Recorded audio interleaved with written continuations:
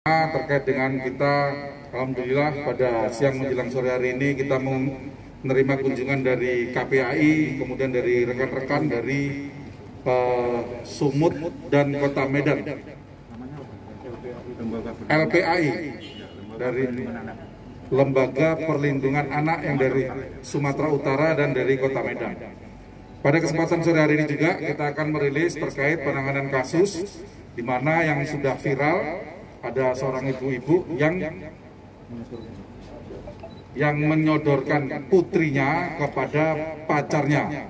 Jadi setelah kita melakukan penyidikan, kita mendapat laporan pada tanggal 27 Oktober, itu menerima laporan dari ayah dari anak korban. Jadi kita menerima laporan dari ayah dari korban, kemudian pelapor melaporkan bahwa putrinya telah menerima perlakuan atau pelecehan seksual dari saudara FFA yang merupakan pacar dari ibunya. Jadi perlu kami sampaikan di sini bahwa pelapornya adalah ayah korban, kemudian terlapornya atau yang sudah kita tetapkan jadi tersangka itu saudara FFA merupakan pacar dari ibunya. Kemudian saudara FFA ini atau tersangka ini mempunyai modus sebelum berhasil menggauli daripada si anak korban ini. Modusnya adalah sering memberikan uang saku kepada si anak, mulai sebesar 20.000, 100.000, 200.000, bahkan sampai 1 juta setiap kali memberikan uang jajan kepada si anak korban ini. Kemudian si anak korban ini diajak untuk melakukan hubungan badan dengan iming-iming dibelikan handphone.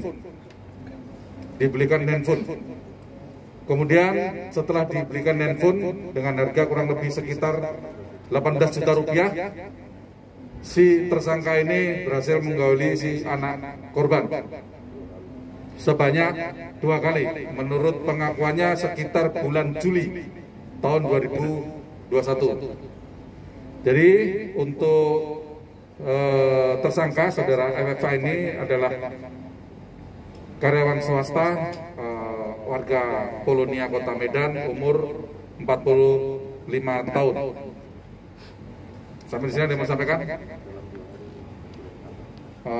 Membuat laporan polisi, kemudian tanggal 29 Oktober tersangka berhasil kami amankan dan sampai sekarang kita tahan, sedang dalam proses penyidikan oleh rekan-rekan dari unit PPA Satreskrim Polrestabes Medan.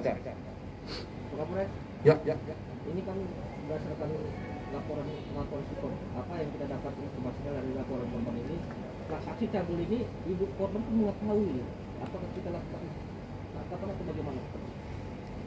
Jadi ibu korban ini mengetahui pada saat mereka ribut, tapi bukan berarti ibu korban yang menyuruh melakukan. Jadi pada saat si anak ini dimarahin oleh ibunya, dia keluar ucapan bahwa dia pernah disetubui oleh pacar ibunya. Itu. Jadi beda ya. Bukan yang beredar di viral itu kan ibunya yang menyuruh, tapi bukan.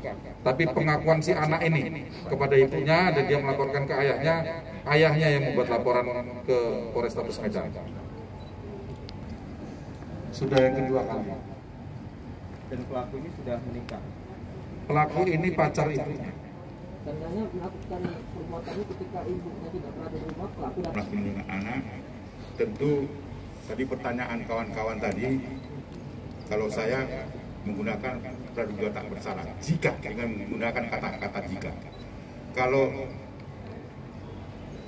jika ibunya mengetahui terjadinya serangan persetubuhan terhadap putrinya oleh Undang-Undang Nomor 35 Tahun 2014 itu dapat dipidana. Jika ya. Tadi kan juga diketerangkan oleh Pak Kapolres itu laporan. Laporan dari anaknya kepada ibunya, baik itu serangan persetubuhan pertama maupun yang kedua. Nah tentu itu akan didalami, saya kira prosesnya nanti oleh penyidik. Yang kedua, tidak ada alasan bahwa pelaku itu harus dikenai tindak pidana karena bunyi dari Undang-Undang 35 tahun 2014, setiap orang yang melakukan hubungan seksual terhadap anak di bawah usia 18 tahun melalui bujuk rayu, tipu muslihat, intimidasi, maka dapat diancam minimal 5 tahun pidana penjara dan maksimal 15. Jadi Komnas Perlindungan Anak mengambil sikap terhadap peristiwa ini, maka pelaku harus bertanggung jawab terhadap itu.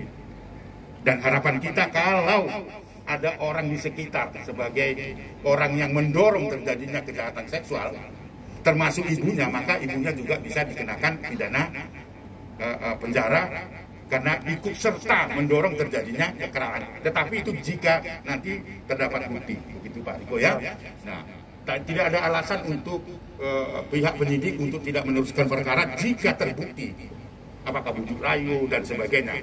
Tadi kan petunjuk bahwa serangan persetubuhan yang pertama itu diberitahu kepada yang pertama atau yang kedua, Bu? Setelah kedua. Itu artinya mengetahui terjadi peristiwa itu, tapi tidak melihat langsung praktek kejahatan seksual itu. Tapi namun demikian, Komnas Perlindungan Anak mengambil sikap juga jika itu ada dorongan, itu artinya ikut serta terjadinya kejahatan seksual itu. Itu yang akan didalami nanti oleh Polrestabes Medan. Saya kira itu sekali lagi